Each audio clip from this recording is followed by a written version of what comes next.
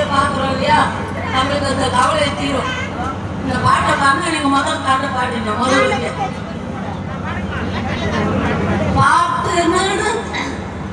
பார்த்து நடந்தால் பாதை தெரியும், பாதை தெரிந்தால் பயணம் தொடரும், பயணம் தொடர்ந்தால் கதவு திறக்கும், கதவு திறந்தால் காட்சி கிடைக்கும், காட்சி கிடைத்தால் கவலை தீரும், கவலை தீர்ந்தால் வாழலாம், வாழ தெரியால் வாழலாம், வழியாய் இல்லை.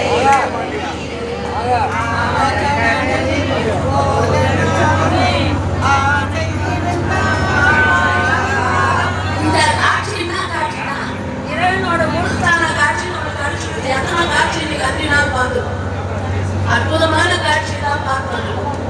இன்னைக்கு காலையில நகுலேஸ்வரர் அப்புறம் முருகர் தரிசனம், அற்புதமான தரிசனம்.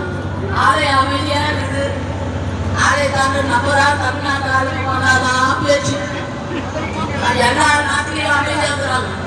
நம்ம நாட்டு ஆளுங்க போனாதான் அது. ஆனா சாமி பற்றி தான் பேசணும்.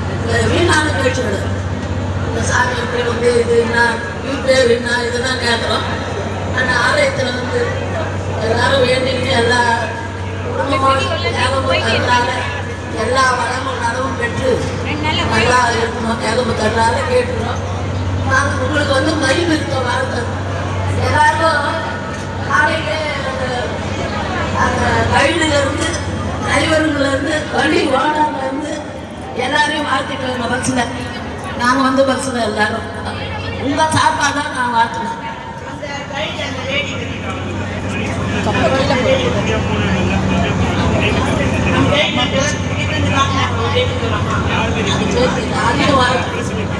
எல்லாருக்கும் திருநீர் வச்சு எல்லாரையும்